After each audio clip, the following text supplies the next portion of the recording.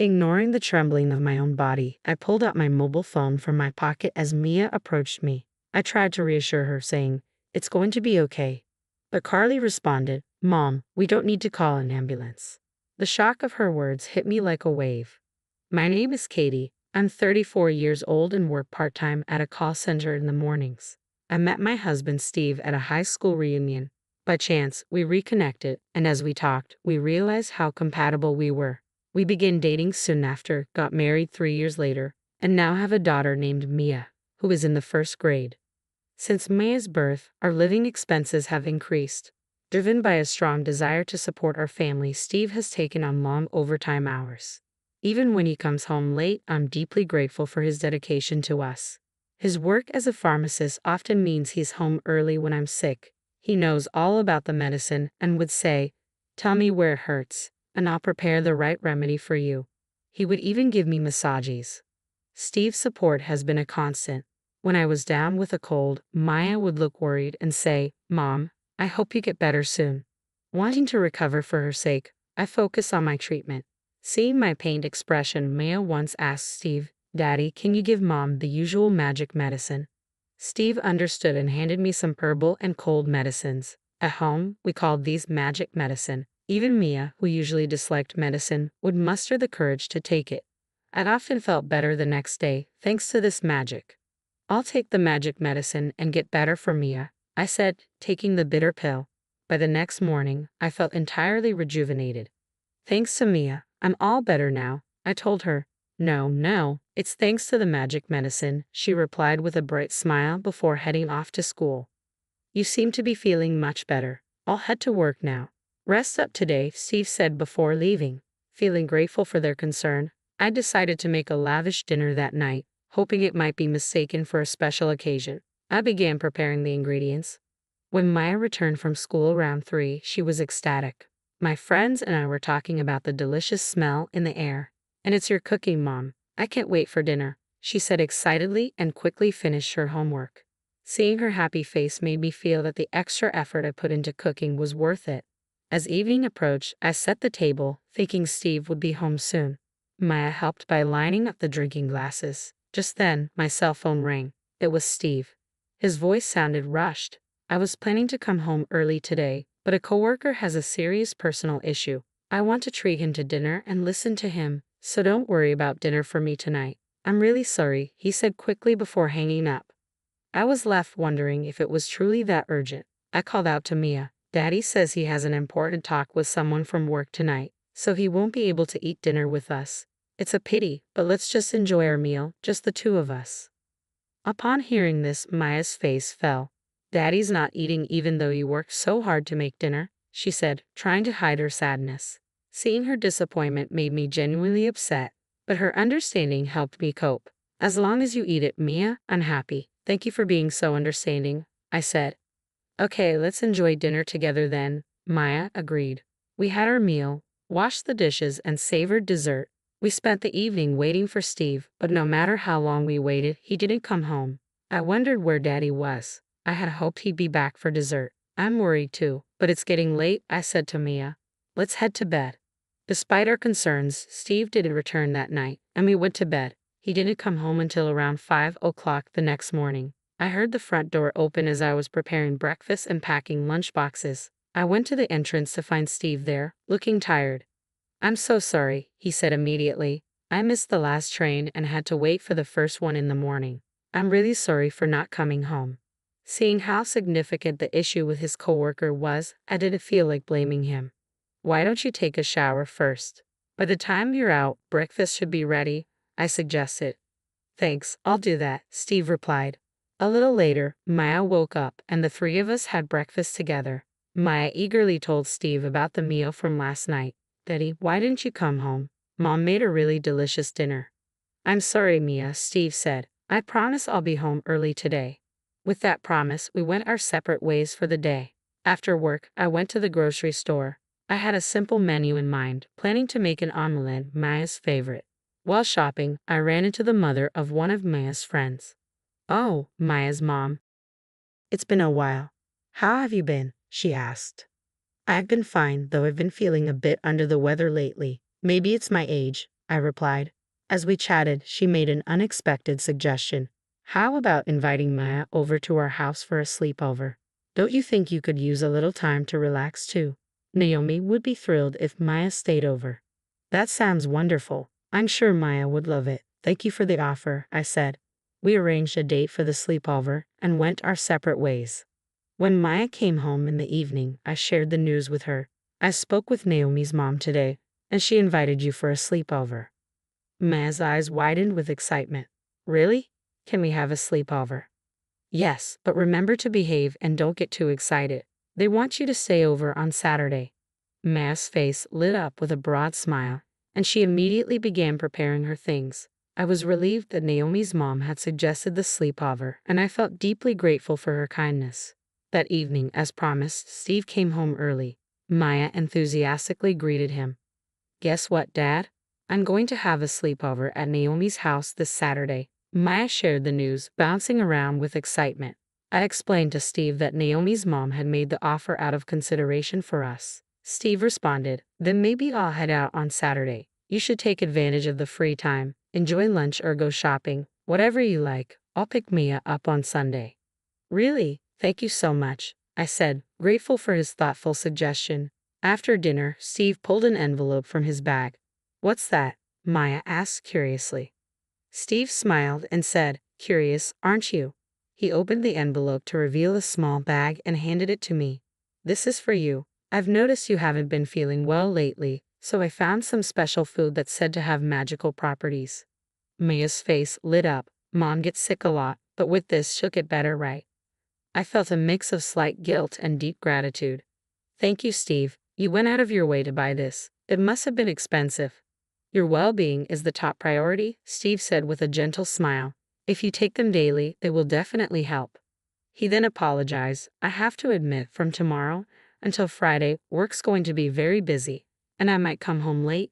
Steve's earnest apology made Maya look a bit upset. I was disappointed as well, but I understood he was doing his best for us. I held back my feelings and comforted Mia.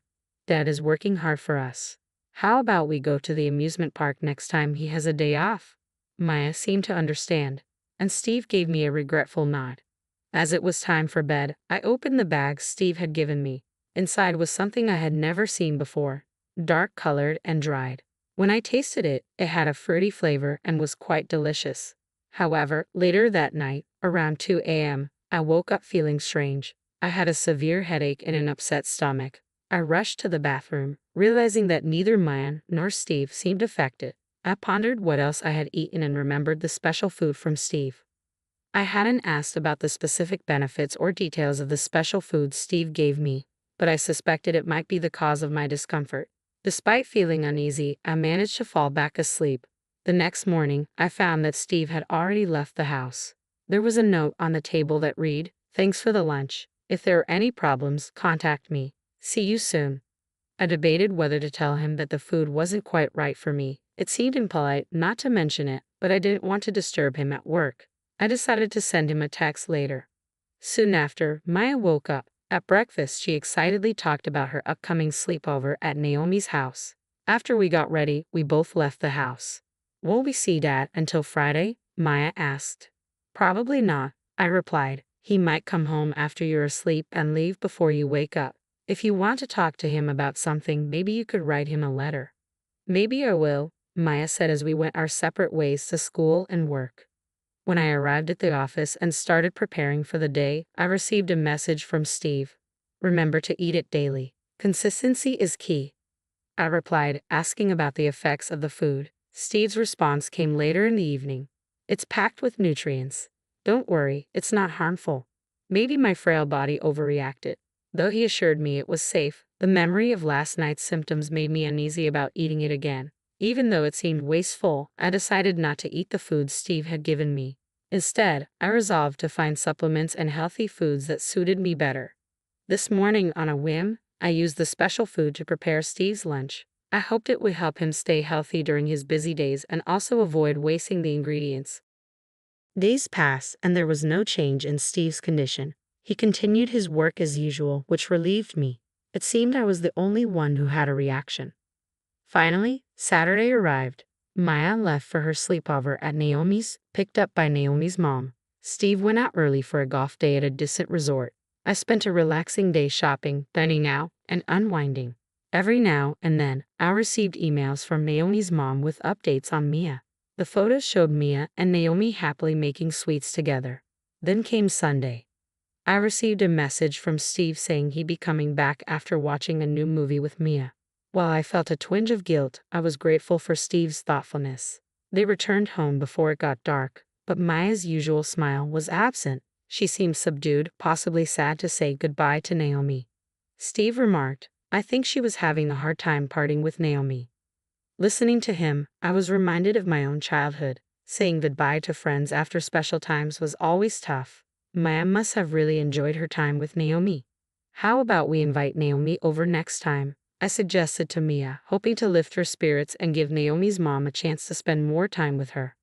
Maya gave an awkward smile and nodded. As I started preparing dinner with Maya's help, Steve mentioned he was going to take a shower and left the living room. The moment he was out of sight, Maya gently tugged on my sleeve. Just as I was about to ask her what was wrong, a loud crash came from the bathroom. I rushed over and the sight that met me made me scream. Steve was lying on the floor, unmoving. I grabbed my cell phone, trying to steady my trembling hands. With Mia by my side, I attempted to reassure her. "Everything will be okay," I said, but she interrupted with, "Mom, you don't need to call an ambulance." I was shocked by her words and asked, "Why not?" "Because Dad did something bad and he's being punished," she replied. I struggled to understand her meaning, but my priority was to help Steve. I told Mia we'd talk later and immediately call for an ambulance. Thankfully, the quick response meant Steve's life was not in danger, though he had not regained consciousness.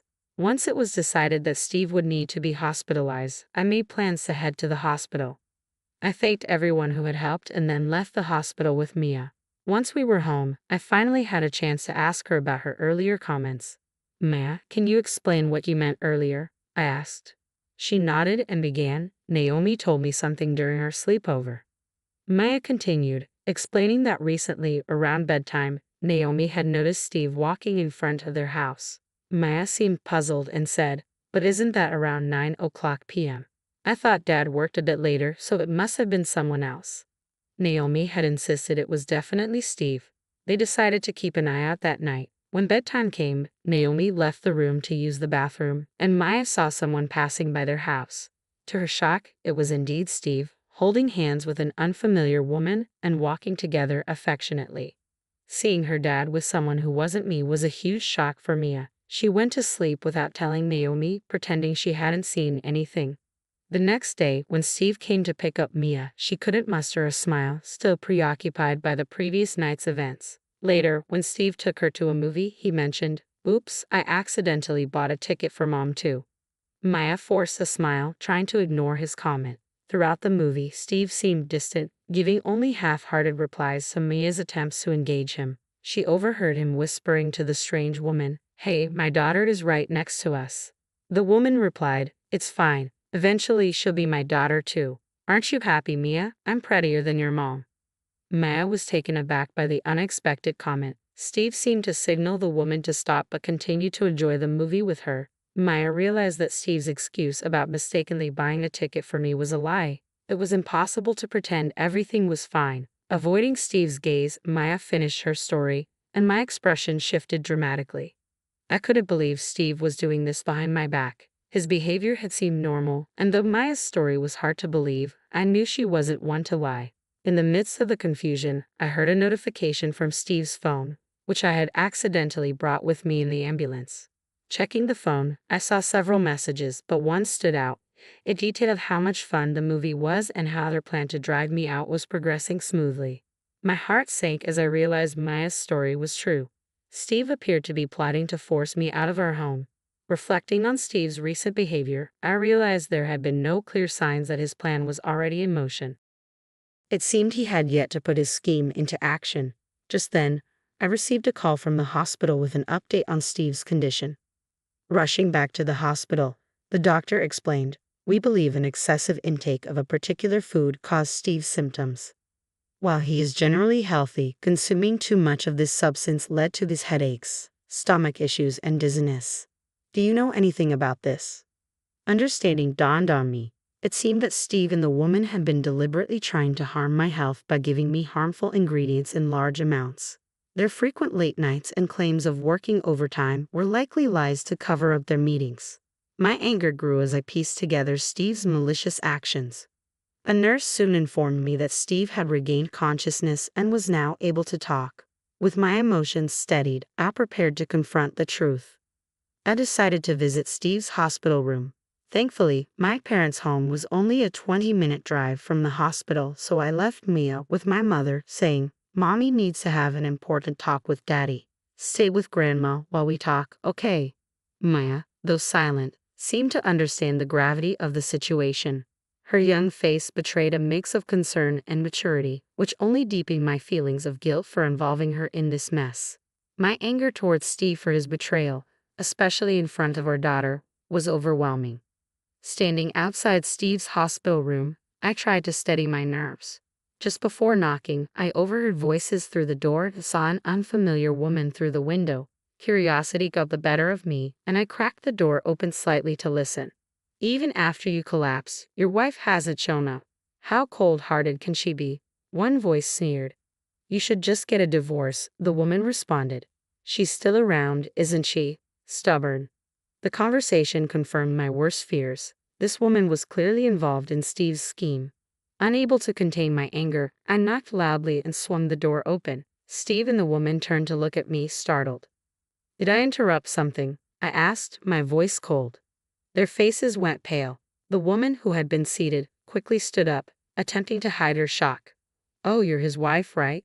I'm just a colleague from his office. I'll be on my way now," she said, trying to leave. I wasn't about to let her go that easily. I blocked her path. "Since you've taken the time to visit, why don't you stay a while?" I said with a forced smile. Her uncertainty was palpable. "Yeah, why not stay a bit longer?" I pressed, the tension in the room thickening. Steve tried to play it cool but failed to hide his discomfort. My voice trembled slightly, betraying the intensity of the situation. The woman flinched at the smallest movement from me. I decided not to drag this out and got straight to the point. "You're having an affair with her, aren't you?" Caught off guard, Steve responded quickly, "What are you talking about? That's not true. She's just a coworker." "Really?" I retorted. "So, you're watching movies with just a coworker, bringing our daughter along, and joking about her becoming your future wife?" Neither Steve nor the woman could respond. They looked down in shame. I pressed on, "And that food I got from you. I tried it, even though I suspected it might not be right for me. I ended up using it in your lunch." Steve's calm demeanor shattered. He shouted, "Why would you do that? Is that why I passed out?" "Really? I had no idea it was that dangerous," I replied. "You said it was good and healthy. I just wanted to give you a boost." "Well, it looks like your plan to hospitalize me backfired," I said with a smirk. "I bet you didn't expect it to be in your own lunch, did you?" Steve was left speechless, his expression a mix of devastation and disbelief.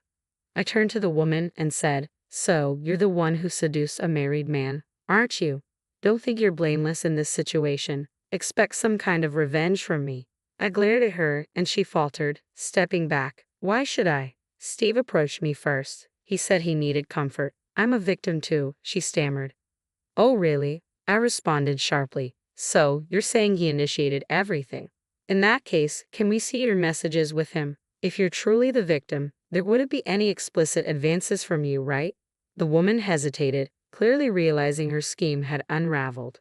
Her tone shifted abruptly. "I'm sorry. I apologize. Please just forgive me this once." "No matter how much you apologize, I can't forgive this," I said, my voice steady. I turned and walked out, leaving the two of them pale and tearful. I returned to my parents' house, where Maya was waiting. "Welcome back. Maya's been such a good girl. Thank you for taking care of her on such short notice," my mother said warmly. I took a deep breath and explained, "I'm planning on divorcing Steve. Is it alright if we stay here for a while?" My mother's initial shock quickly turned into support as I recounted the whole story. "That's what happened then. Stay here. I'll help you get your things." "Don't worry," she said firmly, offering both me and Maya her unwavering support. Her kindness touched me deeply, and tears welled up in my eyes. I carefully explained the situation to Mia. "Daddy was close with someone else besides Mommy, and I don't like him anymore. I'd rather stay here with Grandma." Despite her young age, Maya seemed to grasp the seriousness of Steve's actions. Thank you, Mia. From now on, I'll protect your smile for both of us, I promised her. Later, when my father returned from work, we went to the house we had shared with Steve. We quickly packed up our things and left. After the dramatic events, Steve was discharged from the hospital. When he came home, my father and I went to discuss matters with him. As soon as Steve saw me, he immediately apologized. I'm truly sorry. I've realized that Katie and Maya are my treasures. I'll completely cut ties with that woman. Please forgive me. Despite his belated remorse, my heart had hardened. I can't imagine getting back with someone who planned to betray me. Please sign the affidavit of the defendant from the court, I said, my irritation evident. My father, standing behind me, added, Listen, Steve, I can't let my precious daughter live with someone like you. If you care about Katie and Maya's future, you need to finalize the divorce quickly. Faced with my father's stern words, Steve agreed, tears streaming down his face. I'll be seeking property division and compensation from you and that woman, so be prepared. This isn't over, I said coldly before leaving with my father.